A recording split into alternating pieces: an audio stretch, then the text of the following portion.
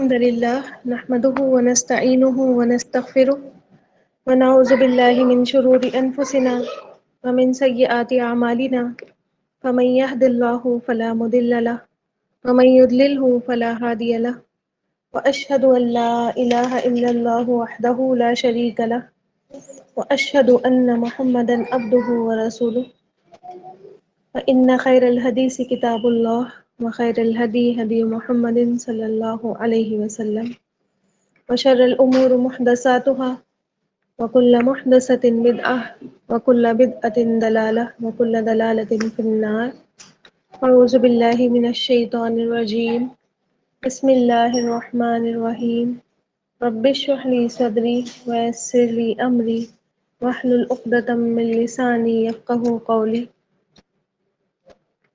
اللهم أرنا الحق حقا وارزقنا اتباعه وأرنا الباطل باطلا وارزقنا اجتنابه يا رب العالمين يا ربي لك الحمد كما ينبغي لجلال وجهك وعظيم سلطانك رب إني لما أنزلت إلي من خير فقير رب إني لما أنزلت إلي من خير فقير رب إني لما أنزلت إلي من خير فقير آمین یا رب العالمین۔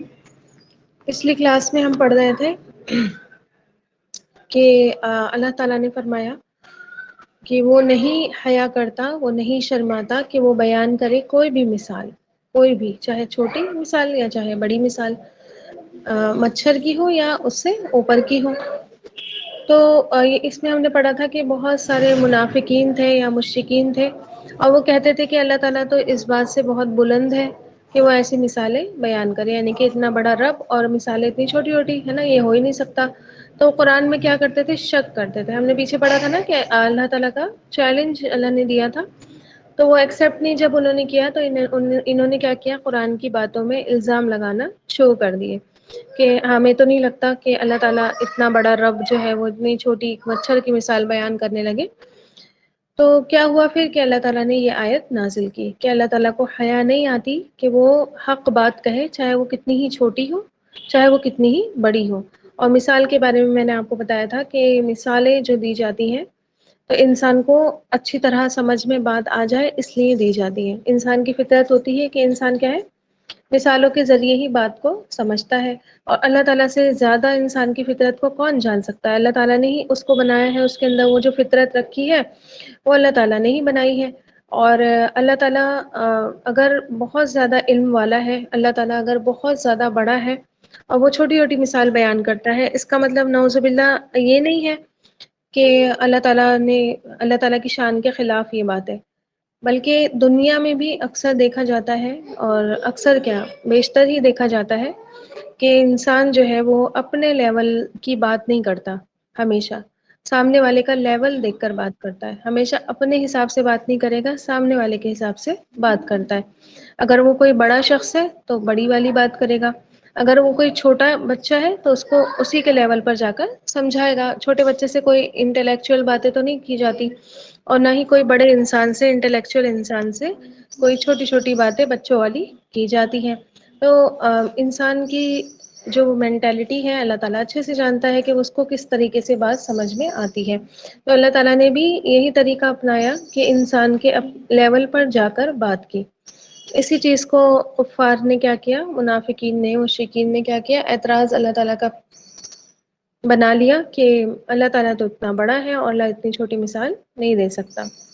لیکن اللہ تعالیٰ نے فرمایا کہ چاہے بڑی سے بڑی کوئی مثال ہو، چاہے مچھر سے بھی چھوٹی مخلوق کی مثال ہو، حقیر ہو، اللہ تعالیٰ نہیں شرماتا کہ وہ ان کو کیا کر دے؟ بیان کر دے۔ اچھا، یہ مچھر بھی آپ دیکھیں کہ اللہ تعالیٰ کی ہی مخلوق ہے، بنائی تو اللہ تعالیٰ نے ہی ہے نا۔ اگر اس کو حقیر سمجھو تو اللہ تعالیٰ نے ایک جگہ اور چیلنج دیا ہے مکھی کے لیے، ہے نا۔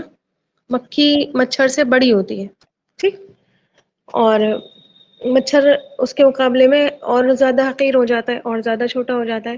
تو ایک جگہ قرآن مجید میں ہی اللہ تعالیٰ نے چیلنج دیا ہے، سورہ ابراہیم کی آیت ہے، نہیں سورہ حج کی آیت ہے، کہ وہاں اللہ تعالیٰ نے فرمایا ہے کہ اگر تم دوسروں کو معبود مانتے ہو، جن جن کو تم معبود مانتے ہو، تم سب کو اکٹھا کر لو اور ایک مکھی بنا کر دکھا دو، ٹھیک ہے، اگر تمہیں اتنی ہی حقیر، اتنی ہی چھوٹی یہ مخلوق لگتی ہے نا، اور آپ دیکھیے کہ مکھی سے بھی چھوٹی کیا مخلوق ہے؟ مچھر ہے. تو اللہ تعالیٰ نے وہاں فرمایا ہے کہ اگر تمہیں اتنی ہی حقیر لگتی ہے اور اتنے ہی تم نے اپنے معبودوں کو بڑا بنا رکھا ہے، تو تم کیا کرو، سارے معبود اکٹھے کر لو اور ان سے کہو کہ ایک مکھی بنا کر دکھا دے. ٹھیک ہے، تو وہاں پر اللہ تعالیٰ نے فرمایا کہ بنا ہی نہیں سکتے، بنا ہی نہیں سکتے، ہے نا. اور پھر ایون اللہ تعالیٰ نے وہاں پر پھر یہ فرمایا کہ مکھی بنانا تو بہت دور کی بات ہے، اگر مکھی ان کے کھانے میں سے کچھ لے کر اڑ جائے تو وہ اس کو بھی واپس نہیں لا سکتے. یہ کتنی بڑی بات ہے. مکھی کے پیر پر یا مکھی اگر آپ کے کسی چیز پر بیٹھ جاتی ہے کھانے وغیرہ پر، تو وہ کتنا سا ذرہ لے کر اڑتی ہے، بہت تھوڑا کھانا لے کر اڑتی ہے. تو اللہ تعالیٰ کہتے ہیں کہ وہ چیز بھی تم کیا ہے، واپس نہیں لا سکتے.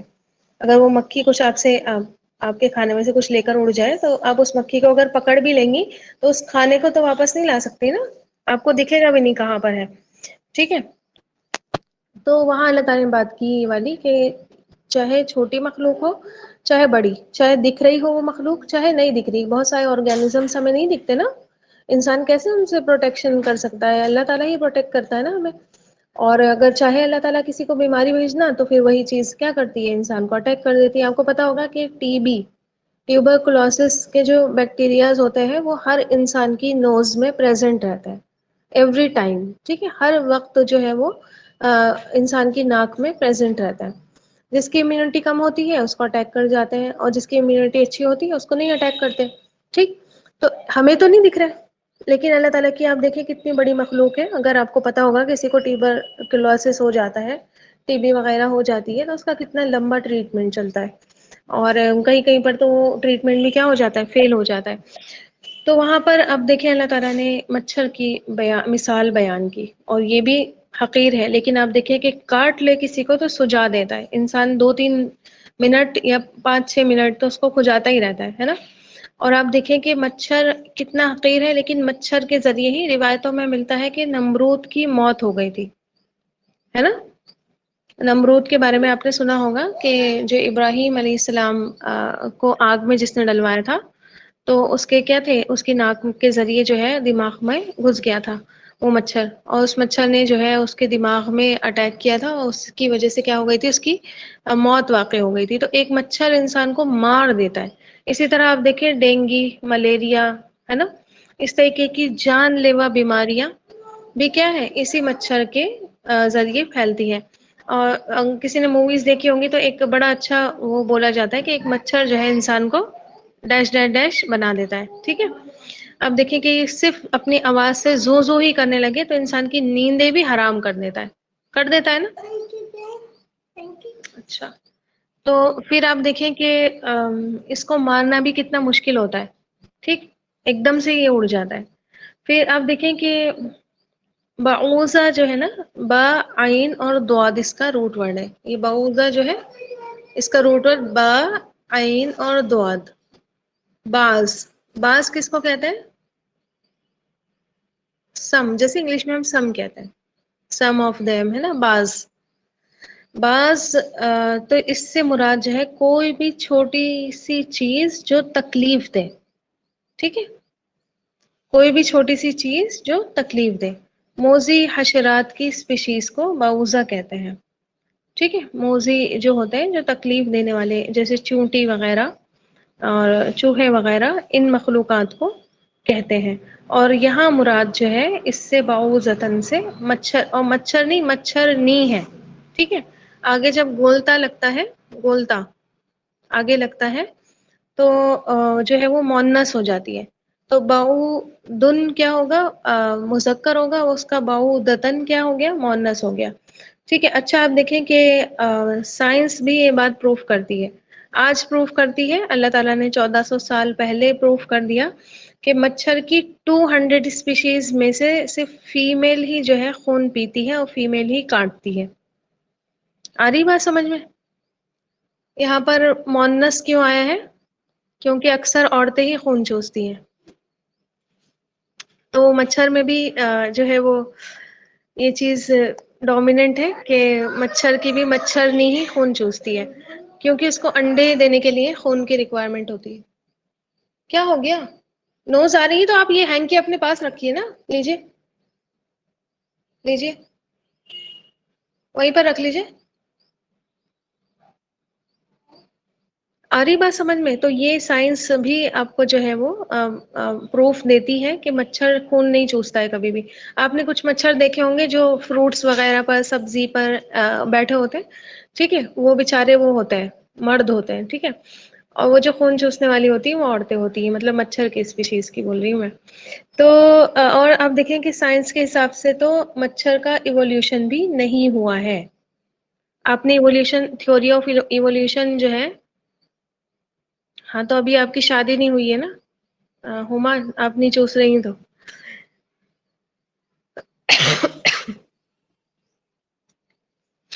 तो साइंस बताती है कि इवोल्यूट मच्छर किसी से नहीं हुआ है, ठीक है, लाखों करोड़ों साल से ऐसे ही है। आमतौर पर इनकी उम्र जो है मच्छरों की कितनी होती होगी बताइए? हम्म, मच्छर कितनी दिन जिंदा रहता होगा अगर उसको आप मारे नहीं तो?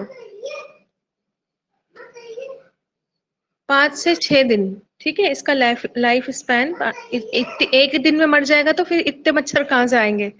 5 6 दिन ये जिंदा रहता है, ठीक है। और इसके 3 दिल होते हैं, 3 हार्ट्स होते हैं, एक सीने में होता है और 2 इसके परों में, इसके विंग्स में होते हैं, ठीक है। 3 दिल इसके होते हैं और 2 दिमाग होते हैं, ठीक है। 2 ब्रेन्स होते हैं इसके। हर आंख में 1000 लेंस होते हैं और इंडिपेंडेंटली हर लेंस हर तरफ देख सकता है। आ रही बात समझ में? इतनी छोटी सी क्रिएचर में इतना कमाल कौन रख सकता है?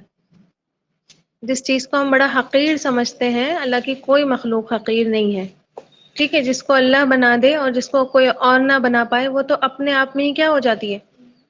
सुपरफिशियल मखलूक हो जाती है ना। इस इंसान जो है,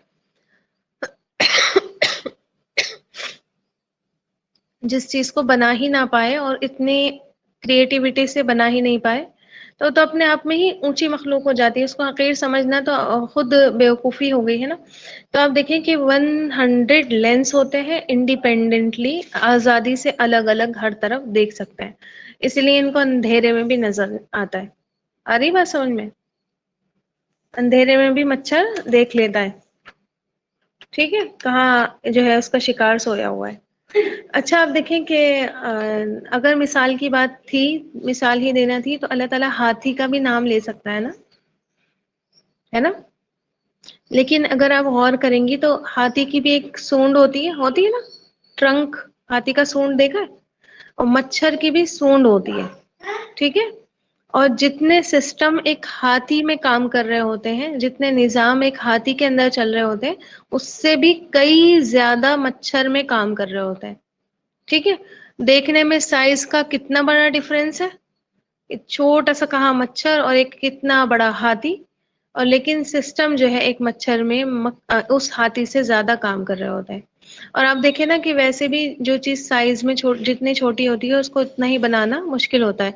इसलिए आप देखेंगे कि बच्चों के कपड़े महंगे मिलते हैं और बड़ों के कपड़े सस्ते मिलते हैं। बच्चों के कपड़े अगर आपको सिलवाने हैं तो बहुत ज्यादा पैसे भी जाते हैं, कोई लेता भी नहीं है ना। और जो है वो बड़ों के कपड़े इजीली सिल भी जाते हैं। तो जो चीज जितनी छोटी होती है उसमें उतनी क्रिएटिविटी करना मुश्किल होती है। आपने वो भी देखा होगा ना, ट्रेंड चला हुआ था कि चावल पर अपना नाम लिखवाइए। हम्म, तो एक कागज पर नाम लिखना और एक चावल पर नाम लिखना, दोनों में से कौन सा मुश्किल काम है बताइए? चावल पर नाम लिखना मुश्किल काम है ना। तो आप देखें कि साइज, मैं आपको ये बताई थी कि साइज में जो चीज जितनी छोटी होती है उसको बनाना भी उतना ही मुश्किल का काम होता है।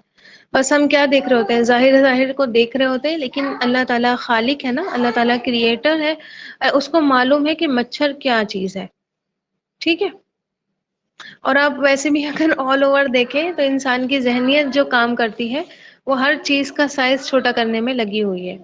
इंसान आज हर चीज को चाह रहा है कि छोटा से छोटा कर दें, छोटे से छोटा कर दें, है ना। और हर चीज में आप देख लीजिए, मोबाइल देख लीजिए, आप टेलीफोन्स देख लीजिए, पहले कैसे टेलीफोन्स हुआ करते थे, بڑے بڑے، پھر اس سے چھوٹا سائز، اس سے چھوٹا سائز، پیجرز آنے لگے، پھر موبائل فونس آنے لگے، موبائل فونس میں بھی جب اینڈرائڈ اور یہ سب ٹچ والے موبائل آنے لگے تو اس میں بھی کیا ہوا، پتلے پتلے، سلم سلم، ویٹ کم، ویٹ کم، ہے نا.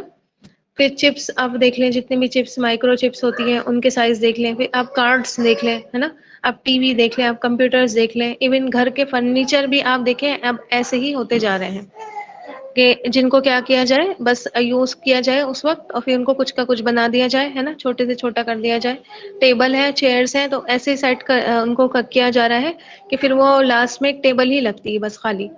ٹھیک ہے.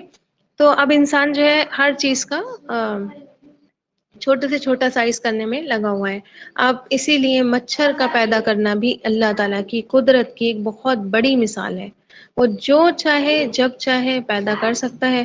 چھوٹی سے چھوٹی چیز سے بھی اللہ تعالی کیا ہے، بڑے سے بڑا کام لے سکتا ہے.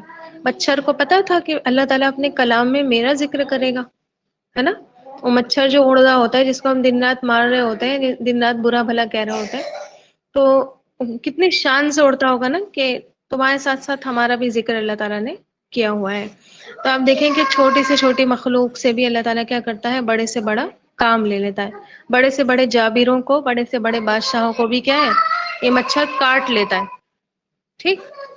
جو وہ جابر لوگ، وہ ظالم لوگ جن کو ایک چوٹی بھی آپ نہیں کاٹ سکتے، ایک نوچ بھی نہیں سکتے، ٹھیک ہے، ان کو مچھر جا کے سجا دیتا ہے. ٹھیک. تو اللہ تعالی نے ورک کر لیا آپ نے، جاؤ کھا لو.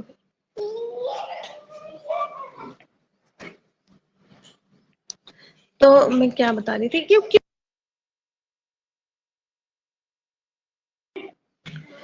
کہ آپ دیکھیں کہ یہ جو چھوٹی چھوٹی چیزیں اللہ تعالی نے رکھی ہیں اور یہ جو بڑے بڑے کام کرتی ہیں، یہ انسان کو اس کے اوقات میں بھی رکھتا ہے.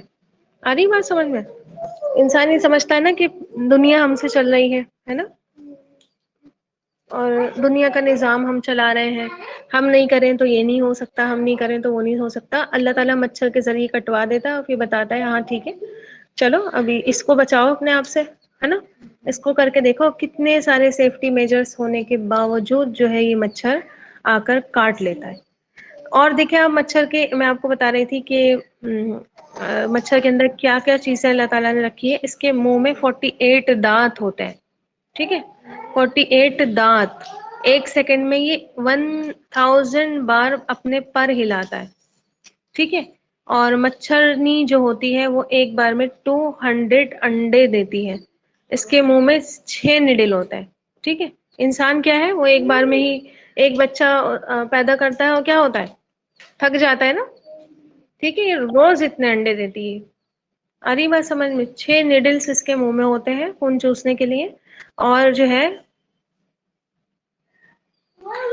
اپنے مطلب کا خون پیتے ہیں، گندا خون نہیں پیتے. آ رہی بات سمجھ میں؟ آپ کی جو وینس 2 ٹائپس کی ہوتی ہیں، آپ کو معلوم ہوگا. ایک وہ وین ہوتی ہے جو پیور بلڈ لے کر آتی ہے، اور ایک وہ وین ہوتی ہے جو امپیور بلڈ آپ کے ہارٹ تک پہنچاتی ہے. ٹھیک ہے. پتا ہوگی یہ بات سب کو. ٹھیک ہے. تو وہ آپ کی وہ والی وینس پر نہیں بیٹھے گی. وہ مچھر جو ہے وہ آپ کی وہ والی وینس پر نہیں بیٹھے گی جو امپیور بلڈ ہے. ہمیشہ آپ کا پیور بلڈ لے کر جائے گی. ٹھیک ہے. وہ کاٹنے سے پہلے اس جگہ کو سن کر دیتی ہے. اسی لیے جب وہ کاٹتی ہے تو احساس نہیں ہوتا، لیکن جب کاٹ کر بھاگ جاتی ہے تب احساس ہوتا ہے نا. اور اسی سے جو ہے آپ دیکھیں، اسی کو دیکھ کر، اسی مخلوق کو اللہ تعالیٰ کی دیکھ کر نیڈل انوینٹ ہوئی تھی. کبھی آپ نیڈل کا انوینشن پڑھیے کہ نیڈل کس نے کھوجی تھی، کیسے کھوجی تھی. اس مچھر کو دیکھ کر ہی آج جو نیڈلس استعمال ہوتی ہیں وہ کھوجی گئی تھی. ٹھیک ہے. چاہے وہ انجیکشن کی نیڈل ہو، چاہے وہ کپڑے سینے کی نیڈل ہو. ٹھیک ہے. تو انہی کو دیکھ کر کھوجی گئی تھی. اللہ تعالیٰ کی یہ جو مخلوق ہے نا، آپ دیکھیں کہ اللہ تعالیٰ نے ان کے اندر انسان کے لیے بڑی بڑی نشانیاں رکھی ہیں. بہت ساری چیزیں انسان نے جانوروں کو دیکھ دیکھ کر بنائی ہے. ٹھیک ہے. پھر ان کا جو سینسری سسٹم ہوتا ہے، سینس آرگنس جو ان کے ہوتے ہیں، سینسری سسٹم جو ان کے ہوتے ہیں، وہ بھی بہت مضبوط ہوتے ہیں. حرارت سے، باڈی کے ٹیمپریچر سے ہی یہ شکار کو پکڑ لیتے ہیں. ٹھیک ہے. ایک مردہ انسان پر جا کر مچھر نہیں بیٹھتا. باڈی ٹیمپریچر سے ہی کیا کرتے ہیں، شکار کو یہ پکڑ لیتے ہیں. تو اللہ تعالیٰ نے یہ بات فرمائی. پھر آپ دیکھیں کہ اللہ تعالیٰ نے یہ بھی کہا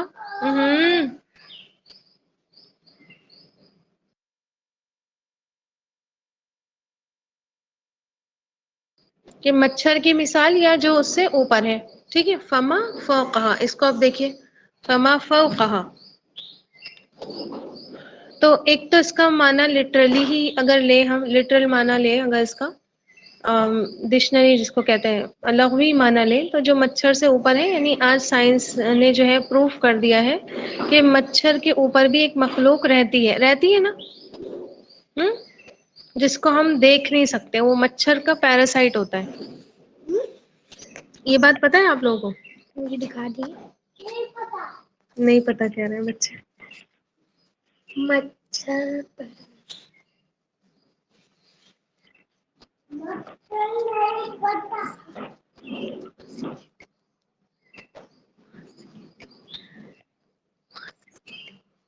بیٹے کیا بات؟ جی، آپ کو معلوم ہوگا پلازموڈیا نام کا ایک وائرس مچھر کے اوپر رہتا ہے. ٹھیک ہے، وہ مچھر کے اندر بھی رہتا ہے، ایک وہ مچھر کے اوپر بھی رہتا ہے. ٹھیک ہے، جس کی وجہ سے ملیریا ہوتا ہے. تو یہ اوپر والی جو مثال ہے، اس سے لٹرل معنی لیا گیا کہ مچھر کی جو اوپر رہتی ہے، یعنی کہ وہ جو دکھتی بھی نہیں ہے، اللہ تعالیٰ کو اس سے بھی حیا نہیں آتی کہ وہ اس سے بھی، مچھر سے بھی حقیر کی مثال بیان کرے. ٹھیک، تو اللہ تعالیٰ مچھر تو بہت بڑا، اتنی سی ذرہ برابر کی مخلوق کی مثال دینے میں بھی اللہ تعالیٰ نہیں شرماتا ہے نا. سائنس کو شرم آتی ہے؟ سائنس کہیں پر شرماتی ہے کہ وہ ایسی مخلوق کی بات کرتی ہے جو ہمیں نظر ہی نہیں آتی، وہ ایسے وائرس کے بارے میں بتاتی ہے جو ہمیں دکھتے ہی نہیں ہیں؟ کیا اس سائنس کی باتوں پر کوئی کنفیوز ہوتا ہے؟ یہ کیا بات ہوئی کہ کچھ دکھ بھی نہیں رہا اور وہ ہمارے اوپر اٹیک کر رہا ہے؟ یہ کیا بات ہوئی سائنس کی کہ ایسی چیز نے ہمیں بیمار کر دیا جو ہمیں دکھتی ہی نہیں ہے؟ ہم کرتے ہیں کوئی شک؟ ٹھیک، تو جب اللہ تعالیٰ ہم سے کوئی بات کہہ رہا ہے تو ہمیں اس میں بھی شک نہیں ہونا چاہیے، ہے نا، جب ہم سائنس کی بات نہیں جھٹلاتے. پھر آپ دیکھیں کہ حدیث میں بھی اللہ تعالیٰ نے جو دنیا کی مثال دی ہے وہ مچھر کی مثال کے برابر دی ہے. اللہ کے نبی صلی اللہ علیہ وسلم نے فرمایا کہ اس دنیا کی مثال اللہ کی نظر میں مچھر کے پر برابر بھی نہیں ہے. پر ہے نا، اتنا چھوٹا مچھر اور اس کا پر کتنا باریک.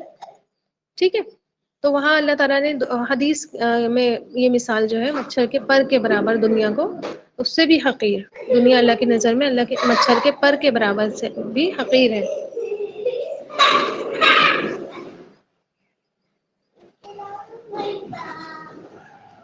پھر دوسرا، اچھا میں تھوڑی سی معذرت آپ لوگوں سے کر رہی ہوں، اب یہ بچوں کے تھوڑے سی وہ آ گئے ہیں سمر ویکیشنز، تو یہ لوگ گھر میں ہی ہیں، یہ شور بھی مچائیں گے. ٹھیک ہے، تو معذرت کر رہی ہوں میں، نہیں مان رہے، میں ان کو کئی بار ٹوک چکی ہوں. پھر آپ دیکھیں کہ فما فوقہا، ایک تو مچھر کے اوپر جو مخلوق رہتی ہے. دوسرا معنی یہ بھی کیا گیا ہے کہ جو مچھر سے اوپر، یعنی مچھر سے بڑی چیزیں ہیں. ٹھیک ہے، مچھر سے بگ سائز کی چیزیں ہیں، جیسے مکھی کی مثال، جیسے مکڑی کی مثال، جیسے کسی اور مخلوق کی مثال. جیسے اللہ تعالیٰ نے قرآن میں مکھی کی بھی مثال دی ہے، مکڑی کی بھی مثال دی ہے، اور شہد کی مکھی کی بھی مثال دی ہے. تو اللہ تعالیٰ اس سے اوپر کی باتوں میں بھی کیا ہے، نہیں شرماتا، اس سے بڑے سائز کی باتوں میں بھی نہیں شرماتا. اور پھر تیسرا جو اس کا معنی لیا گیا ہے مچھر سے اوپر، یعنی کہ مچھر سے چھوٹے. ٹھیک ہے، مچھر سے چھوٹے جو مائکرو آرگینزمس ہوتے ہیں، جیسے چیونٹی. اللہ تعالیٰ نے چیونٹی کا بھی ذکر قرآن مجید میں کیا ہے نا. مچھر سے بھی زیادہ جو انسگنیفیکنٹ مخلوق ہے، مچھر سے بھی زیادہ جو جن کو بالکل کسی خاطر میں نہیں لایا جاتا، وہ جو مخلوق ہے، تو تینوں آ گئے، مچھر سے بگ سائز والی، مچھر سے اسمال سائز والی، اور ایسی مخلوق جو ہمیں نظر نہیں آتی. اب دیکھیں کہ جس کو ہم معمولی سا ایک مچھر سمجھ رہے ہیں، اس کے ذرا معمولی پن کا اندازہ لگائیے، ہے نا. دنیا بھر میں پھر سب سے زیادہ انسان جو ہے سانپوں، شیر کے، ہاتھی کے کاٹنے سے نہیں مر رہے ہیں، بلکہ مچھر کے کاٹنے سے زیادہ انسان مر رہے ہیں. ڈیڈلیسٹ کیٹیگری میں مچھر کو رکھا گیا ہے. ٹھیک ہے، کوئی شیر کے کاٹنے سے کتنے لوگ مر جاتے ہیں، ہاتھی کے کاٹنے سے کتنے لوگ مر جاتے ہیں، سانپ کے کاٹنے سے کتنے لوگ مر جاتے ہوں گے. اتنے ان لوگوں کے کاٹنے سے نہیں مر رہے ہیں، بلکہ مچھر کے کاٹنے 700 ملین لوگ مچھر کی وجہ سے ہر سال بیمار ہوتے ہیں. ٹھیک ہے، مچھر کے کاٹنے کی وجہ سے 700 ملین لوگ بیمار ہوتے ہیں ہر سال. معمولی چیز ہے مچھر، پھر ہم تو کہہ بھی نہیں سکتے اس کو معمولی ہے نا. ناراض ہو گیا تو پھر پتہ نہیں کیا کرے گا، کہاں پر آ کے کاٹے گا. اور یہ بھی کہا جاتا ہے، روایتوں میں ہسٹری کی آتا ہے کہ سکندر اعظم، جس کو سکندر اعظم کہا جاتا تھا، تو اس کی موت کا سبب بھی ایک مچھر ہی بنا تھا. ٹھیک ہے، مچھر کا بخار ہی اس کو آیا تھا. تقریباً 3500 اسپیشیز، 3500، 3500 اسپیشیز ابھی تک سائنس نے ڈسکور کی ہے مچھر کی. انسان تو ایک ہی اسپیشیز ہے، جو انسان اپنے آپ کو اتنا بڑا سمجھتا ہے، اتنا تکبر سے زمین پر چلتا ہے، ایک ہی اسپیشیز ہے اس کی. اور اس کی جو ہے 3500 اسپیشیز ہوتی ہے. ہر قسم کے جانور کو یہ کاٹ لیتا ہے. شیر کو بھی نہیں چھوڑتے، سانپ کو بھی نہیں چھوڑتے، مینڈک کو بھی نہیں چھوڑتے، برڈس کو بھی نہیں چھوڑتے، گھوڑا، گائے، ہاتھی، ہر چیز کو کاٹتے ہیں. اور یہ جو ہے اتنے بڑے بڑے جانور بھی اپنا ڈیفینس نہیں کر سکتے. ٹھیک ہے، یہ بھی کہا جاتا ہے کہ انسان سے بھی یہ قدیم مخلوق ہے، اور زمین پر 1 کروڑ سال سے بھی زیادہ پہلے سے آباد ہے. ٹھیک ہے، یہ انسان سے بھی قدیم مخلوق ہے. انسان نہیں آئے تھے جب زمین پر، اس سے بھی پہلے کی یہ مخلوق ہے. ٹھیک ہے، آپ دیکھیں کہ اس کے کاٹنے سے ہر سال 1 ملین لوگوں کی موت ہو جاتی ہے. 10 لاکھ لوگ ہر سال مچھر کے کاٹنے سے مرتے ہیں. ٹھیک، انسان کے کاٹنے سے نہیں مر رہا، مچھر کے کاٹنے سے مر رہا ہے. انسان کی کتنی شرم کی بات ہے نا. تو آپ دیکھیں کہ جس چیز کو ہم حقیر سمجھتے ہیں، جس چیز کو ہم ایسی سمجھ کر چھوڑ دیتے ہیں کہ یہ کیا ہے، تو وہ چھوٹے سے لوگ ہیں، ہے نا، تو اللہ تعالیٰ ان سے بھی بہت بڑے بڑے کام لے لیتا ہے نا. اسی طرح آپ دیکھیں کہ جیسے آپ صلی اللہ علیہ وسلم کے صحابہ کرام میں ایک نابینا صحابی کا ذکر آپ سنتے رہتے ہیں، عبداللہ ابن ام مکتوم رضی اللہ تعالیٰ عنہ. ٹھیک ہے، تو وہ نابینا تھے. اور ایک تو وہ غریب بھی تھے، ہے نا، اور ایسے لوگوں کو کیا ہے، لوگ خاطر میں نہیں لاتے.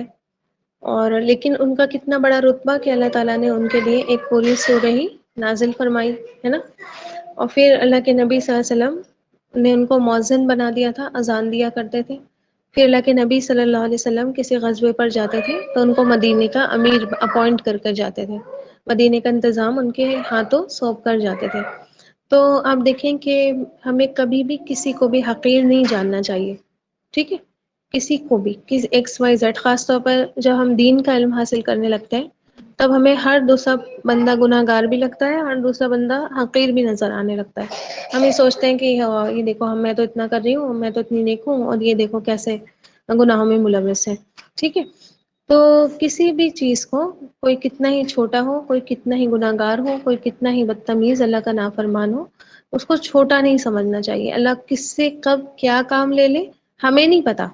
ٹھیک ہے، بڑے بڑے دگگج پیچھے رہ جاتے ہیں اور چھوٹے چھوٹے بازی مار لیتے ہیں، ہے نا. انسان سوچ بھی نہیں سکتا. کبھی بھی انسان کو کوئی بھی پوسٹ میں، آپ دیکھیں انسان کو اللہ تعالیٰ نے کیا فرمایا، اشرف المخلوق کہا، ہے نا. مخلوق میں سے سب سے زیادہ باعزت، سب سے زیادہ مکرم، سب سے زیادہ اعلیٰ مخلوق اللہ تعالیٰ نے انسان کو بنایا. لیکن اس اشرف المخلوق کو بھی اللہ تعالیٰ کیا کر دیتا ہے، جب مارنے پر آئے تو پھر مچھر کے ذریعے بھی مروا دیتا ہے نا. تو کچھ بھی جو ہے کسی کو بھی چھوٹا نہیں جاننا چاہیے. اب دیکھیں کہ اللہ تعالیٰ نے آگے ری ایکشنز بتائے 2 طریقے کے. ٹھیک ہے، مچھر، اللہ تعالیٰ فرمائے کہ وہ نہیں شرماتا کہ وہ کسی مچھر کی مثال بیان کر دے، یا اس سے چھوٹی یا کوئی بڑی مثال بیان کر دے. اب 2 طریقے کے ری ایکشنز ملے. ٹھیک ہے، 2 طریقے کے ری ایکشن ملے. پہلا ری ایکشن تھا فَأَمَّا الَّذِي، یہ اما والا جو ورڈ ہے نا، اما، یہ آپ کو بہت زیادہ قرآن میں دکھے گا، ہمیشہ کمپیریزن کے لیے آتا ہے. ٹھیک ہے، ایک اما آئے گا تو دوسرا اما بھی ضرور آئے گا. دیکھیے اس آیت میں ہی دیکھ لیجئے، 2 ہیں. ٹھیک ہے، 1 2، تو دو ضرور آتے ہیں. ایک ہی آیت میں آ جائے یا نیکسٹ آیت میں آ جائے، دو آتے ہیں، کمپیریزن کے لیے آتے ہیں۔ اب اللہ تعالیٰ نے اس طرح کی مثالوں پر لوگوں کے رویے، ان کے ریئیکشن اللہ تعالیٰ نے بتائے کہ دو طریقے سے لوگ ریئیکٹ کرتے ہیں۔ ٹھیک ہے، اللہ تعالیٰ کی کسی بھی آیت پر دو ریئیکشنز ہوتے ہیں۔ سب سے پہلا ایمان والوں کا ریئیکشن، فَأَمَّا الَّذِينَ آمَنُوا، ایمان والے کیا ریئیکٹ کرتے ہیں؟ جن کا ایمان پکا ہوتا ہے، وہ جانتے ہیں، ان کو نالج ہے اس بات کی کہ یہ اللہ تعالیٰ کی طرف سے حق ہے۔ فَيَعْلَمُونَ أَنَّهُ الْحَقُّ مِن رَبِّهِمْ، پہلی کیٹیگری کون سی ہوئی؟ پکے ایمان والوں کی، جن کو یہ نالج ہے کہ یہ بات، یہ مثال جو اللہ نے فرمائی ہے کہ یہ اللہ کی طرف سے حق ہے۔ اور حق کا معنی کیا ہوتا ہے؟ حق کسے کہتے ہیں؟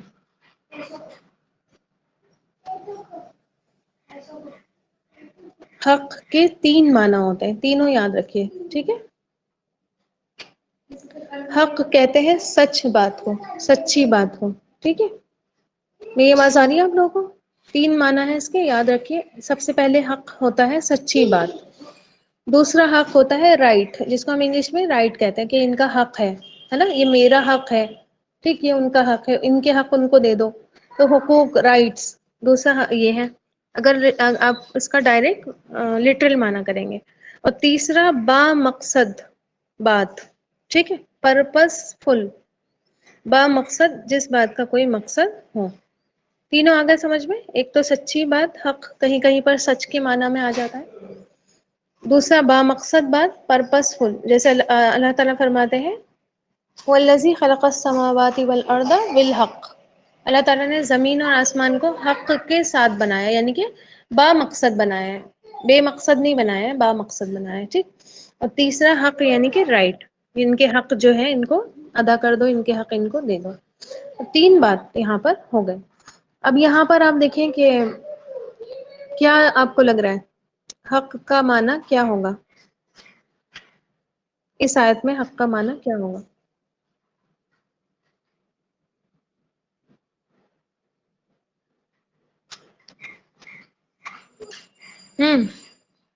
تینوں میں سے کون سا؟ سچ اور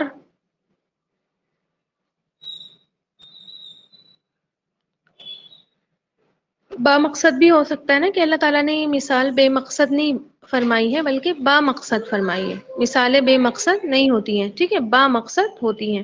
تو سچ بھی اور با مقصد دونوں ہی اس کا معنی یہاں پر ہوگا کہ سچی بات ہے اللہ کی طرف سے اور با مقصد بھی بات ہے۔ تو ایمان والے ان مثالوں کو پڑھ کر، ان مثالوں کو سمجھ کر کافروں کی باتوں میں نہیں آتے کہ ہاں واقعی پتہ نہیں اللہ نے مثالیں کیوں دے دی، عقل میں ہی نہیں آ رہی، بالکل وسوسے آ رہے ہیں، نہیں، ہے نا؟ چاہے وہ باتیں عقل میں بیٹھے یا نہیں بیٹھے، اللہ کی طرف سے ہے تو پھر وہ سچی ہے، پھر وہ با مقصد ہے، وہ پرپس فل ہے، ٹھیک ہے۔ اور آپ دیکھیں یہاں پر یہ بھی نہیں آیا کہ ہم جانتے ہیں، ہمیں پتا ہے نا، وہ کہتے ہیں ہمیں بس یہ پتا ہے کہ یہ رب کی طرف سے ہے اور یہ سچی اور با مقصد بات ہے۔ ہمیں سمجھ آیا یا نہیں آیا، ہے نا، اب اس سے ہمیں کوئی بھی فرق نہیں پڑتا۔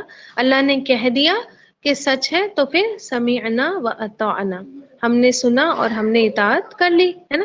جیسے آپ دیکھیں کہ بچے بھی کہہ دیتے ہیں نا اپنے ماں باپ سے کہ یہ آپ کیسی بے تکی بنا سر پیر کی بات کہہ رہے ہیں، یا اپنے اسٹوڈینٹس کبھی کبھی اپنے ٹیچرس کو کہہ دیتے ہیں کہ یہ کیا بات ہوئی، یہ تو ہمیں نہیں سمجھ میں آ رہی۔ چاہے وہ کتنے بھی اچھے اسٹوڈنٹ ہو، چاہے وہ اولاد اپنے ماں باپ سے کتنی محبت کرتی ہو، کبھی کبھی یہ والا ریئیکشن دے دیتی ہے، ٹھیک، لیکن مومنوں کے اللہ تعالیٰ کے ساتھ یہ ریئیکشنز نہیں ہوتے۔ ان کو پتا ہوتا ہے، ان کو معلوم ہوتا ہے کہ رب کی طرف سے ہے اور ہم اس کے کیا ہے، غلام ہیں۔ غلام اپنے آقا کی بات کیسے سنتا ہے؟ کیسے سنتا ہے اپنے آقا کی بات؟ بے توجہی سے، بنا ریسپیکٹ کیے، آقا کی بات میں اپنی عیب اور کمیاں نکال کر، ہے نا، یا پھر یہ کہہ دیتا ہے کہ ارے یہ کیسے کہہ دیا آپ نے، یہ تو نہیں کہنا چاہیے تھا آپ کو، ایسے تو نہیں کہتا نا، ہے نا۔ بہت توجہ کے ساتھ اپنے مالک کی بات سنے گا، بہت محبت کے ساتھ سنے گا، اگر نہیں سمجھ آ رہی تو تب بھی کوشش کر کے سمجھے گا، ہے نا، بنا، اور اس میں ریسپیکٹ بھی، تعظیم بھی شامل ہوگی۔ پھر بھی اگر اس کو حکمت نہیں ملتی ہے تو اس کو ایز اٹ از مان لیتا ہے، بنا چوں چرا کرے، ٹھیک ہے، بہت تابع داری کے ساتھ، جیسے حضرت اکرمہ رضی اللہ تعالیٰ عنہ، کون تھے یہ؟ کون تھے؟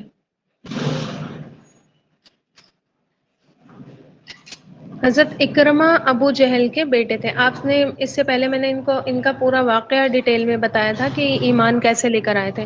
فتح مکہ کے وقت جو ہے ان پر اللہ کے نبی صلی اللہ علیہ وسلم نے وانٹیڈ لسٹ میں شامل تھے یہ، کہ ان کو جہاں پکڑو قتل کر دو. تو یہ بھاگ گئے تھے مکہ چھوڑ کر. اور وہاں پر کیا ہوا تھا، پھر یہ کشتی میں سوار ہوئے. جیسی کشتی ڈولنے لگی، سب نے وہ اپنے پاکٹ سائز بت نکال کر کیا کیا، اللہ تعالیٰ سے دعا کرنا شروع کر دیا تھا ان بتوں سے. پھر کچھ لوگ اس کشتی میں بیٹھے تھے، انہوں نے کہا کہ اب تمہیں محمد کے رب کے سوا کوئی نہیں بچا سکتا. تو پھر سب نے کیا کیا، اپنے اپنے بت جو تھے وہ پانی میں پھینک دیے اور اللہ اللہ کرنے لگے. تو پھر جب انہوں نے سوچا کہ جب مجھے یہاں محمد کے رب کے علاوہ کوئی نہیں بچا سکتا، تو پھر اس کا مطلب کہ میں ان کی ہی پناہ میں چلا جاتا ہوں. تو وہ واپس آ گئے تھے اور پھر وہ ایمان لے کر آئے تھے. تو میں نے آپ کو یہ واقعہ سنایا تھا. تو یہ ابو جہل کے بیٹے تھے. تو یہ جب قرآن پڑھا کرتے تھے تو بہت زیادہ روتے تھے اور کہتے تھے کہ یہ میرے رب کا کلام ہے، یہ میرے رب کا کلام ہے. ٹھیک ہے، جب کوئی بات نہیں سمجھ میں آیا کرے تو تھوڑا سا پریشان بھی ہوا کریے. ٹھیک ہے، کہ ہمیں یہ بات نہیں سمجھ میں آتی. ایسے ہی آپ دیکھیں کہ کسی کی بک نہیں ہے کہ ہم نے شیلف پہ سے اتاری اور اس کو کھولا اور اس کو ہم کرٹیسائز کرنے لگے. ہوتا ہے نا، بہت اچھا بھی کوئی ناول لکھا ہوتا ہے اور ہم اس کو پڑھ کر بڑھ جاتے ہیں اور اس کا کلائمیکس دیکھتے ہیں، ہم کہتے ہیں یہ ایسے نہیں ہونا چاہیے تھا، اس میں یہ بھی ایڈ کرنا چاہیے تھا. اپنے عقل سے کیا کرتے ہیں، اس بک میں وہ نکالنے لگتے ہیں ایپ اور نقص نکالنے لگتے ہیں کہ یہ اس کا اینڈ اچھا نہیں ہوا، یا اس میں یہ کیریکٹر صحیح نہیں تھا، ہے نا. اس طریقے کی باتیں ہم کرتے ہیں. یہ ایسا کوئی بک تو ہے نہیں کہ ہم کہیں سے بھی اٹھائیں لے کر آئیں، اس کو پڑھیں اور اس میں نکتہ چینیاں کرنے لگے، ہے نا. اب دیکھیں ہم سب بھی کیا ہے، قرآن ہی پڑھنے جا رہی ہیں. آپ بھی آگے بڑھیں گی ان شاء اللہ تعالیٰ. ابھی تک تو ایسا کچھ آیا نہیں ہے، لیکن بہت ساری چیزیں ایسی آئیں گی کہ شاید آپ کو نہیں سمجھ میں آئے، ہے نا. پھر کیا کریں گی آپ؟ سورۃ العنکبوت میں دوسری جگہ پر آتا ہے، اللہ تعالیٰ فرماتے ہیں وَتِلْكَ الْأَمْثَالُ نَضْرِبُهَا لِلنَّاسِ. یہ وہ مثالیں ہیں جن کو ہم لوگوں کے لیے بیان کرتے ہیں، اپنے سمجھنے کے لیے تھوڑی اللہ نے بیان کی ہے نا. اللہ تعالیٰ نے لوگوں کے لیے بیان کی ہے، ان کو علم والے ہی کیا ہے، سمجھتے ہیں. سورہ عنکبوت کی آیت نمبر 42 میں آتا ہے. تو وہاں پر آپ دیکھیں کہ جو سلف صالحین تھے ہمارے اور تبا تابعین وغیرہ تھے، جب ان کو قرآن کی کوئی مثالیں سمجھ میں نہیں آتی تھی تو وہ رونا شروع کر دیتے تھے. ٹھیک ہے، کیونکہ وہ کہتے تھے کہ اللہ تعالیٰ نے اپنے کلام میں فرمایا ہے کہ ان مثالوں کو صرف علم والے ہی سمجھ سکتے ہیں. تو ان کو بہت زیادہ رونا آتا تھا اس بات پہ کہ شاید ہم علم والے اب نہیں ہیں. بہت زیادہ وہ پریشان ہو جاتے تھے جب ان کو کوئی بات سمجھ میں نہیں آتی تھی. اور اس لیے ہو سکتا ہے نا، چانسز ہیں اس بات کے کہ قرآن میں آگے ایسے ایسے احکام آئے جو آپ کے دلوں کو تنگ کر دے، ہے نا. تھوڑے کمفرٹیبل آپ کو فیل ہو، کچھ سمجھ میں نہیں آئے کہ ان کی حکمتیں کیا ہے. پھر کیا ریئیکشن ہوگا؟ ٹھیک ہے، کیا ریئیکشن آپ کا ہونا چاہیے، اللہ تعالیٰ نے قرآن کے سٹارٹ میں ہی بتا دیا کہ آپ نے پھر کیا کہنا ہے. انہ الحق من ربی. ٹھیک، یہاں ربی ہم ہے ان کے رب کی طرف سے، لیکن ہم اپنے لیے اگر کہیں گے اپنے کہ میرے رب کی طرف سے کیا ہے، بالکل سچا ہے، بالکل با مقصد بات ہے. انہ الحق من ربی. کیا ریئیکشن دیں گے؟ کیونکہ ہم ایمان والے ہیں، ہم دعویٰ کرتے ہیں ایمان کا، ہے نا. تو اللہ نے خود ہی بتایا کہ اگر ایمان کا دعویٰ ہے، اگر ایمان والا اپنے آپ کو سمجھتے ہو، تو تمہیں کوئی بات قرآن کی نہیں سمجھ میں آئے تو تم نے کیا کہنا ہے پھر، انہ الحق من ربی. تو میرے رب کی طرف سے بالکل سچا ہے، میرے سمجھ میں آ رہا ہے یا نہیں آ رہا. ٹھیک ہے.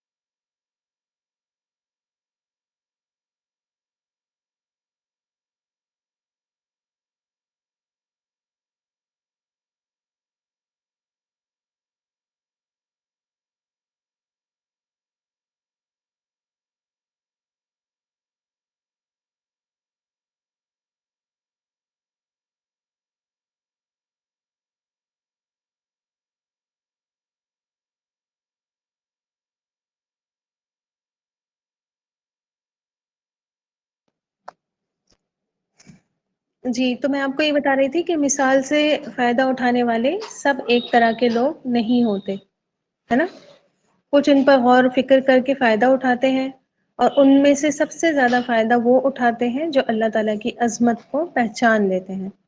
مومن کبھی بھی اپنی عقل کے ساتھ اللہ تعالیٰ کی آیتوں کا مقابلہ نہیں کرتا، ہے نا؟ کہ کوئی چیز اگر میرے عقل میں آئے گی تو میں مانوں گی، کوئی چیز مجھے سمجھ میں آئے گی تب میں اس کو مانوں گی، ورنہ میں اس کو نہیں مانوں گی، ہے نا؟ تو عقل سے مقابلہ شریعت کا نہیں ہوتا۔ شریعت انسان کی ہمیشہ کیا ہوتی؟ عقل کی عقل جو ہے انسان کی ہمیشہ شریعت کے تابع رہتی ہے، شریعت جہاں کہتی ہے وہاں مڑتی ہے۔ یہ نہیں کرتا مومن کبھی کہ جہاں اپنی عقل جا رہی ہے وہاں وہ شریعت کو موڑ لے، ہے نا؟ یہ اس کے اندر نہیں ہوتی۔ تو آپ دیکھیں کہ جو آ جائے ویل اینڈ گڈ، ہے نا، بہت اچھی بات ہے، اور جو سمجھ میں نہیں آئے ایز اٹ از اپنی ہی عقل کو بلیم کر لیں کہ ہماری عقل کیا ہے؟ ناقص ہے، ہماری عقل کمزور ہے، ہماری عقل ادھوری ہے، ہماری عقل زیادہ نہیں ہے۔ اپنے ہی انٹیلیجنس کو آپ کیا ہے؟ الزام لگا دیں، لیکن اللہ کی آیتوں کو الزام ایک مومن نہیں لگاتا۔ اور آپ دیکھیں کہ اس سے جو ہے ان کے ایمان میں بھی اضافہ ہوتا ہے۔ اللہ تعالیٰ فرماتے ہیں فَأَمَّا الَّذِينَ آمَنُوا، جب کوئی بھی اللہ تعالیٰ کی آیت نازل ہوتی تھی تو کیا ہوتا تھا مومنوں کا ریئیکشن؟ فَأَمَّا الَّذِينَ آمَنُوا فَزَادَتْهُمْ إِيمَانًا وَهُمْ يَسْتَبْشِرُونَ، ان کا ایمان کا لیول کیا ہے؟ بڑھ جاتا ہے، اور کیا ہے؟ وہ خوش بھی ہوتے ہیں اس پر۔ ٹھیک، تو ایک رہا مومنوں کا رویہ کہ وہ کبھی بھی عقل والی باتیں اپنی عقل سے نہیں چلاتے۔ ہماری عقل میں نہیں پھنس رہی یہ مثال تو اس کا مطلب غلط ہے، نعوذ باللہ، وہ نہیں کہتے۔ دوسرا ریئیکشن اللہ تعالیٰ نے بتایا کافروں کا۔ میں نے آپ کو بتایا تھا اما جو ہے وہ کمپیریزن کے لیے آتا ہے، اور ایک آیت میں اگر اما آیا ہے تو اس اگلا آگے دوسرا اما بھی آتا ہے، ٹھیک ہے؟ تو اب دوسرا ریئیکشن جو ہے اللہ تعالیٰ نے بتایا کافروں کا۔ کیا کہا ان کافروں نے؟ اما الذین کفروا، تو رہے وہ لوگ جو جنہوں نے کفر کیا۔ فیقولون، وہ کہتے ہیں ماذا، کیا، اراد اللہ، ارادہ کیا اللہ نے، بہذا، اس کے ساتھ، اس مثال کے ساتھ۔ انہوں نے کیا کہا کہ اللہ کا کیا انٹینشن تھی، اللہ کا کیا ارادہ تھا یہ مثال دے کر، ہے نا؟ اللہ کیا چاہ رہا تھا اس مثال کے ذریعے سمجھانا۔ آپ دیکھیں کہ کلام ایک ہی ہے، باتیں ایک ہی ہے، آیتیں سیم ہی ہیں، لیکن ریئیکشنز کیا ہیں؟ ڈفرینٹ ہے، ٹھیک ہے؟ لگ تو آپ دیکھیں، اچھا اس آیت میں لگ تو ایسا رہا ہے کہ وہ کوشچن کر رہے ہیں کہ ہاں یہ بتائیے ہمیں اللہ کا اس میں کیا ارادہ ہے، کوشچن لگ رہا ہے نا؟ لیکن وہ کوشچن نہیں کر رہے ہوتے ہیں، ان کا یہ سوال اعتراضاً، طنز کے طور پر، ٹونٹ مار کر پوچھ رہے ہیں۔ سوال کرنے میں تو کوئی حرج نہیں ہوتا، اللہ نے منع بھی نہیں کیا ہے۔ صحابہ اکرام کے 13-14 سوال آپ کو قرآن مجید میں ملیں گے، یسألونک، یسألونک اس لفظ کے ساتھ، ٹھیک ہے؟ تو اتنے سارے کوشچنز صحابہ اکرام کے آپ کو ملیں گے، سوال کرنے کو منع بھی نہیں کیا گیا ہے، ٹھیک ہے؟ لیکن اصل بات یہ ہے کہ وہ سوال کس طرح کیا جا رہا ہے، کیا وے آف کوشچننگ ہے، سوال کا انداز کیا ہے؟ طنز والا انداز ہے،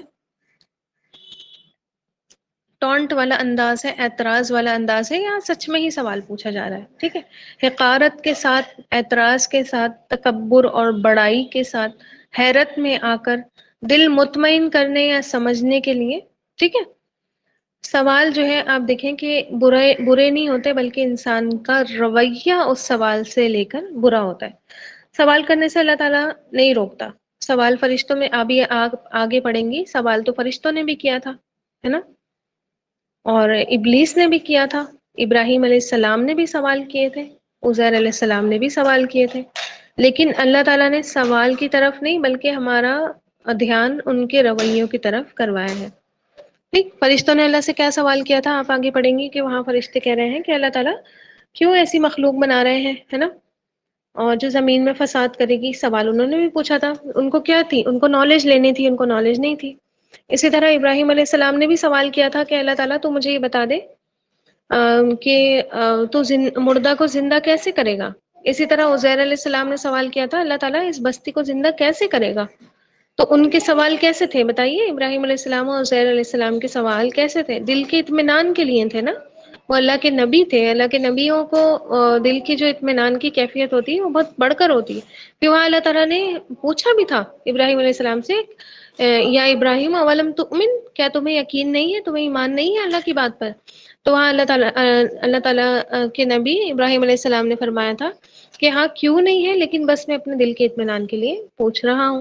ایسے ابلیس نے بھی سوال کیا تھا، تو اللہ تعالیٰ کو ریئیکشن سے مطلب ہے، ٹھیک ہے، کہ ریئیکشن سوال کا کیا ہے۔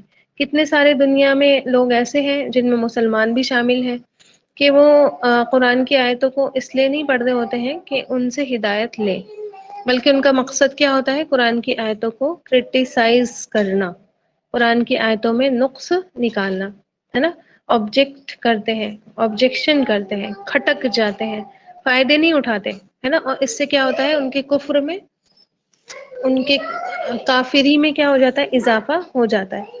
اور اللہ کے کسی کریشن یا کسی حکم پر، کسی بات پر اعتراض کرنا، یہ مومنوں کا رویہ تو ہوتا ہی نہیں ہے نا، اور ایسا کر کے انسان چاہے مسلمان بھی ہو تو وہ کیا ہوتا ہے؟ کفر کے ہی دائرے میں شامل ہو جاتا ہے، ٹھیک۔ تو جب اس قسم کے رویوں کے ساتھ، اس ٹائپ کے ریئیکشنز کے ساتھ، جس طرح ان کافروں کا ریئیکشن تھا، کوئی قرآن کریم کھولے گا، کوئی قرآن کی طرف آئے گا، تو اللہ تعالیٰ نے پھر کیا فرمایا؟ دیکھیے آیت کا اگلا سیکشن، یضل بہ کثیرا ویہدی بہ کثیرا۔ اللہ تعالیٰ اسی کے ذریعے بہت سارے لوگوں کو کیا کرتا ہے؟ ہدایت دے دیتا ہے، اور سوری گمراہ کر دیتا ہے، اور اسی کے ذریعے بہت سو کو کیا ہے؟ ہدایت بھی دے دیتا ہے نا۔ اللہ اکبر، استغفر اللہ ربی۔ آپ دیکھیں اللہ بھی اسی قرآن کے ساتھ جو ہے ان کو بھٹکا دیتا ہے۔ وہ وہ پڑھ کیا رہا ہے؟ قرآن کی ہی آیتیں، اللہ تعالیٰ کی ہی کلام، اور اس کے ساتھ ہوتا کیا ہے کہ وہ بھٹک جاتا ہے۔ قرآن سے بھی کوئی بھٹکتا ہے؟ یا قرآن سے بھی ایسا بھی ہوتا ہے کہ کوئی قرآن پڑھ کر بھٹک جائے؟ بتائیے۔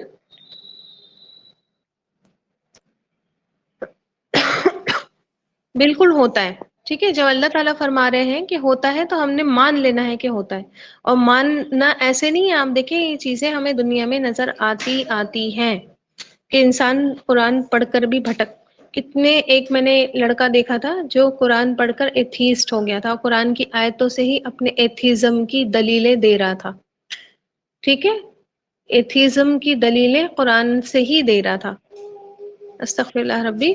تو لوگ جو ہے اس قرآن کو پڑھ کر بھی بھٹک جاتے ہیں۔ جب انسان کے اپنے اندر گندگی ہوتی ہے، جب انسان کے اپنے اندر بیماری ہوتی ہے نا، اور اس بیماری کے ساتھ جب انسان قرآن کو پڑھتا ہے، قرآن کو سنتا ہے، تو پھر جو ہے اس کا مذاق بنانے میں، اس پر اعتراض اٹھانے کے لیے، ہے نا، اس کے علاوہ وہ کوئی کام نہیں کر سکتا، اور قرآن پڑھ کر بھی کیا ہے؟ بھٹک جاتا ہے۔ اب دیکھیں کہ یہ چیز لوگوں کی نیتوں پر ڈپینڈ کرتی ہے کہ وہ کیا سوچ کر اس کلام کی طرف آئے ہیں۔ جب ہم قرآن کھولتے ہیں تو ہم اپنا بھی محاسبہ کرنا ضروری ہے کہ ہم کیا سوچتے ہیں، کیا سوچ کر اس کلام کی طرف آئے ہیں، کیوں ہم اس کلام کو پڑھ رہے ہیں، ٹھیک۔ تو آپ کو وہی ملے گا جس نیت کے ساتھ آپ اس قرآن کو کھولیں گی، یہ وہی دے گا آپ کو جو آپ اس کلام کے ساتھ حاصل کرنا چاہتے ہیں۔ ہدایت حاصل کرنا چاہتے ہیں تو ہدایت ہی ملے گی، گمراہی حاصل کرنا چاہتے ہیں تو گمراہی ہی ملے گی۔ آپ دیکھیں جیسے میں آپ کو بارش کی مثال دیتی ہوں، ایک ہی بارش ہوتی ہے جو ایک کھیت پر پڑتی ہے اور اس کو سرسبز کر دیتی ہے، اس میں فصل اگ کر آ جاتی ہے نا، اور ایک ہی بارش ہوتی ہے جو کچرے پہ پڑتی ہے اور اس کچرے میں سے اور زیادہ بدبو آنے لگتی ہے، اس کچرے میں بیماری پنپنے لگتی ہے، اس کچرے میں اور زیادہ جرمز پیدا ہو جاتے ہیں۔ ہوتا ہے یا نہیں ہوتا ہے؟ بارش تو سیم ہی ہے، بادلوں نے سیم، سمندر سے جو پانی اٹھ کر اوپر پہنچا وہ سیم ہی تھا، جس سورج کی وجہ سے وہ پانی اوپر گیا وہ بھی سیم تھا، جو بادل بنے وہ بھی سیم ہی تھے، جو پانی برسا وہ بھی سیم ہی تھا، لیکن ایک طرف کیا ہوا؟ ہرا بھرا کھیت تیار ہو گیا، فصل کھڑی ہو گئی، اور دوسری طرف کیا تھا کہ اس میں بیماری اور اس میں جرمز اور اس میں بدبو نے اضافہ ہی اضافہ کیا، گندگی میں ہی اضافہ کیا۔ تو میں آپ کو یہ بتا رہی تھی کہ چیز کا قصور نہیں ہوتا، انسان کی نیت کا، اس کے انٹینشنز کا قصور ہوتا ہے نا۔ چیز تو ایک ہی ہے، قرآن ایک ہی ہے، اس کی آیتیں سب کے لیے سیم ہی ہے، لیکن اسی کے ذریعے بہت سارے بھٹک جاتے ہیں اور اسی کے ذریعے بہت سارے ہدایت پر آ جاتے ہیں۔ اللہ تعالیٰ ہمیں ہدایت یافتہ لوگوں میں شامل فرمائے، اللہ تعالیٰ ہمیں اس کلام سے کبھی بھی دور نہ کرے اور کبھی بھی اس کلام سے ہمیں بھٹکنے والا نہیں بنائے۔ آج بھی اب پھر سے اپنی اپنی نیتوں کو چیک کر لیں اور بہت ساری نیک نیتیں بھی ساتھ ہی کر لیں کہ اللہ تعالیٰ میں اپنے لیے بھی کیا ہے اس کلام سے ہدایت چاہتی ہوں، میں اپنے گھر میں بھی اس کلام سے کیا ہے دین کا علم زندہ کرنا چاہتی ہوں، میں اللہ کے حکم جان کر اس کلام کو پہچان کر ان پر عمل کرنا چاہتی ہوں، میں چاہتی ہوں کہ اس کے ذریعے کیا ہو میرے لیے جنت کا راستہ آسان ہو جائے، میں چاہتی ہوں کہ جانوں میرے رب کے بارے میں کیا باتیں اس کلام میں کی گئی ہیں، میں چاہتی ہوں کہ عمل میں دوڑ لگا دوں، میں چاہتی ہوں کہ نیکیوں میں بھاگوں، میں چاہتی ہوں کہ میں اپنے رب کو راضی کر لوں، میں چاہتی ہوں کہ اس کلام کے ذریعے میں اپنے اللہ تعالیٰ کو خوش کر لوں۔ ٹھیک، تو اتنی ساری نیتیں آپ جو ہے ان کو چیک کریں اپنی اپنی نیتوں کو، یہ ساری نیتیں ایک ساتھ ایٹ اے ٹائم کر لیں، آپ کو سب کچھ مل جائے گا اس قرآن سے، اپنی چاہتیں اپنے ڈیزائرز بہت اوپر بہت بلند کر لیں، باقی چیزیں تو ساتھ میں آپ کو مل ہی جائیں گی ہے نا، آپ کو اس کلام سے ثواب بھی مل جائے گا، اس کلام سے برکتیں بھی مل جائے گی، آپ کو اجر بھی مل جائے گا، بہت سارا سکون بھی مل جائے گا، اللہ کی رضا بھی مل جائے گی، اس کی محبت بھی مل جائے گی، الٹیمیٹلی آپ کو جنت بھی اس سے مل جائے گی، ہے نا، انشاء اللہ تعالیٰ انشاء اللہ تعالیٰ۔ ٹھیک ہے، تو نیتیں درست کرنے کی بہت زیادہ ضرورت ہے، ہر چیز میں جو کھیل ہے نا وہ اصل میں نیت کا ہی ہے، ٹھیک ہے، اسی وجہ سے آپ دیکھیں کہ امام بخاری رحم اللہ اور امام مسلم رحم اللہ دونوں نے اپنی جو حدیث کی کتاب لکھی ہے اس میں سب سے پہلی جو کتاب ہے وہ نیتوں پر، ٹھیک ہے، عمل سے بھی پہلے انسان کیا ہے نیتیں اپنی چیک کرے، عمل سے بھی پہلے اپنی نیتوں کو ٹھیک کرے، کیونکہ عمل کہتے انما الاعمال، حدیث کے الفاظ ہے انما الاعمال بالنیات، ٹھیک ہے، بے شک عمل کا دار و مدار، عمل تو ڈیپینڈ ہی کس پر کرتے ہیں انسان کی نیتوں پر، اس کی انٹینشنز پر کرتے ہیں، تو اللہ تعالیٰ نے فرمایا کہ اسی کلام کے ذریعے ہم بہتوں کو کیا کرتے ہیں بھٹکا بھی دیتے ہیں اور بہتوں کو سیدھی راہ بھی دکھا دیتے ہیں، ہے نا، تو کتنے سارے لوگ دنیا میں اس کلام کے ذریعے غلط دلیلیں انٹرپریٹ کرتے ہیں، دیکھے ہوں گے نا آپ، اور لوگوں کو بھٹکانے میں لگے ہوئے ہیں، اسی کلام سے دلیلیں نکالتے ہیں اور اسی کلام سے کیا ہے لوگوں کو گمراہ کر دیتے ہیں، خود تو ہے ہی گمراہ اور دوسروں کو بھی کیا ہے سمجھ بوجھ کر ہر چیز جو ہے وہ گمراہ، آج اتنے سارے لوگ کیوں گمراہ ہیں، اور پھر وہ ساتھ ہی قرآن کی بھی دلیل دیتے ہوتے ہیں، ہے نا، انہوں نے خود نہیں پڑھا کبھی بھی قرآن، اور کیا ہے جو ان کو جس طریقے سے سکھا دیا گیا اسی طریقے سے جو ہے وہ اس پر عمل کرنے لگ گئے، ٹھیک، تو دوسروں کو بھی کیا ہے پھر اسی طریقے سے اسی راستے پر لے جاتے ہیں۔ آپ دیکھیں کہ یہی قرآن کی آیتیں بہت سارے لوگوں کی آزمائش ہو جاتی ہیں، بہت سارے لوگوں کی حیرت اور گمراہی کا سبب بن جاتی ہے، شر میں اضافے کا سبب بنتی ہے، قرآن پڑھتے ہیں بگڑ جاتے ہیں، ہے نا، اور کچھ کے لیے بہت بڑا انعام ہوتی ہے، بہت بڑی رحمت ہوتی ہے، ان میں ان کے اندر بھلائی میں اضافہ کا سبب بنتی ہے۔ میں نے آپ کو بتایا تھا کہ ہدایت جو ہے وہ دو ٹائپ کی ہوتی ہے نا، ہم نے وہاں پڑھا تھا ہدی للمتقین، وہاں میں نے آپ کو بتایا تھا کہ ہدایت ارشاد اور ہدایت توفیق، ارشاد کیا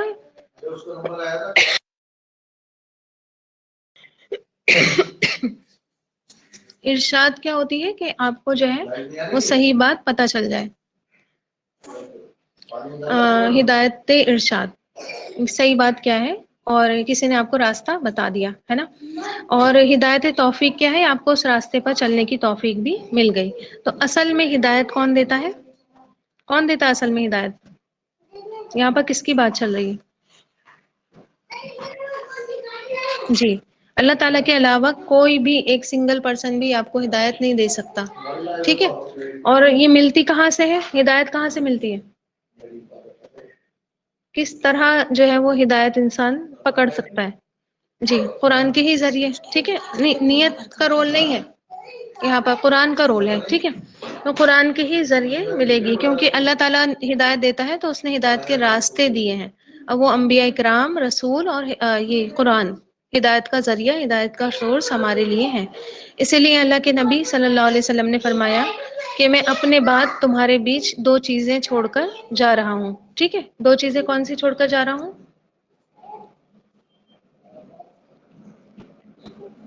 کتاب اور سنت، جی کتاب سے مراد قرآن ہے، قرآن اور سنت چھوڑ کر جا رہا ہوں، اس کو مضبوطی سے، حدیث کے الفاظ ہیں کہ دانتوں سے مضبوطی سے پکڑ لینا، ٹھیک ہے، اس کو کبھی مت چھوڑنا، اور تم کبھی گمراہ نہیں ہوں گے، کبھی راستے سے نہیں بھٹکو گے، ٹھیک ہے۔ اور جو یہ چھوڑ لیتا، آپ دیکھیں قرآن کے ساتھ ساتھ حدیث کا بھی ذکر اس لیے کیا گیا کیونکہ ڈائریکٹ قرآن اگر آپ پڑھیں گی آپ کو بہت ساری چیزیں سر پہ سے اتر جائیں گی، ہے نا، آپ کو نہیں پتا کہ یہ بات کس وجہ سے، کیوں، کس کانٹیکس میں کی گئی ہے، ٹھیک ہے۔ تو اسی وجہ سے آپ دیکھ لیں کہ جو صرف قرآن کو تھام کر چل رہے ہیں اور حدیثوں کے منکرین ہیں، آج انہوں نے کتنا بڑا فتنہ گمراہی کا اٹھایا ہے نا۔ آج کے دور کا اگر آپ دیکھیں جو سب سے بڑا فتنہ دین کے راستے میں ہے وہ یہی ہے کہ انسان حدیثوں کا انکار کر دے۔ تو یہ جو منکرین حدیث ہے، حدیث کا انکار کرتے ہیں، انہوں نے اتنا بڑا فتنہ اٹھایا ہے، وہ ہر چیز کو منع کر رہے ہیں۔ بتاؤ پردہ کہاں لکھا ہوا ہے قرآن میں کہ آپ ایک عورت برقع پہنے گی؟ یا آپ بتاؤ چہرے کا پردہ کہاں لکھا ہوا ہے؟ یا یہ جو نماز کا ورڈ آیا ہے صلاح، وہ کہتے ہیں کہ نماز قائم کرنے کا مطلب یہ نہیں ہے کہ آپ اٹھک بیٹھک کرو، اور وہ یہ کہتے ہیں کہ نماز قائم کرنا یعنی کہ اسلام کا سسٹم قائم کرنا، ٹھیک ہے۔ بات تو بڑی اچھی لگ رہی ہے، کوئی بھی اٹریکٹ ہو جائے گا کہ ہاں ٹھیک ہے، یہ تو بات ضروری ہے کہ اسلام کا سسٹم قائم ہو، ایک نظام، ایک قانون کے تحت پوری دنیا آ جائے، بات تو بہت اچھی ہے، لیکن فتنہ کتنا بڑا ہے نا۔ تو کیوں؟ کیونکہ وہ حدیث کا انکار کرتے ہیں، اور نماز کے متعلق جتنے بھی باتیں ہیں، نماز کا طریقہ ہو، چاہے وضو ہو، چاہے نماز کے ٹائمز ہو، ٹھیک ہے، تمام کی تمام چیزیں حدیث سے ہی ملتی ہیں، حدیث میں ہی ان کا ذکر ہے۔ قرآن میں نہیں لکھا ہے کہ آپ کس طرح تکبیر پڑھیں اور کس طرح آپ جو ہے وہ قیام کریں، کس طرح رکوع کریں، کس طرح سجدے کریں۔ قرآن میں ایک بات بس لکھ دی گئی کہ آپ صلاح، ہے نا، واقیم الصلاح، نماز کو قائم کریں۔ یہ بات ہمیں حدیث سے دلیل ملتی ہے، تو اس وجہ سے آپ صلی اللہ علیہ وسلم نے فرمایا دونوں چیزیں جو تھامے گا، سنت بھی اور اللہ کا کلام بھی، تبھی وہ گمراہ ہونے سے بچے گا۔ ایک چیز بھی اس میں سے رہ گئی، ٹھیک ہے، مان لیجیے حدیث کی بہت زیادہ آگے حدیثوں کو کر دیا اور اللہ کے کلام کو پیچھے کر دیا، تب بھی کیا ہے، انسان بھٹکے گا، اور اگر کلام کو آگے کر دیا، سنت چھوڑ دی، تب بھی انسان بھٹکے گا۔ دونوں چیزیں بہت زیادہ ضروری ہیں، آپ صلی اللہ علیہ وسلم کا طریقہ بھی ہو اور اللہ کی بتائی ہوئی شریعت بھی ہو، ٹھیک ہے۔ تو یہ بات اللہ تعالیٰ نے اس آیت میں فرمائی، اور لاسٹ میں اللہ نے فرمایا کہ وَمَا يُضِلُّ بِهِ إِلَّا الْفَاسِقِينَ، اس سے جو ہے وہ صرف اور صرف فاسق ہی بھٹک جاتا ہے۔ فاسق کون ہوتا ہے؟ روٹ ورڈ نکالیے فاسق کا، فا، سین اور قاف، ٹھیک ہے۔ اس کو اگلی کلاس میں کل کنٹینیو کریں، تھوڑی سی اس میں باتیں رہ گئی ہیں، ٹھیک ہے، ابھی مشکل لگ رہی کلاس میں کنٹینیو کرنا۔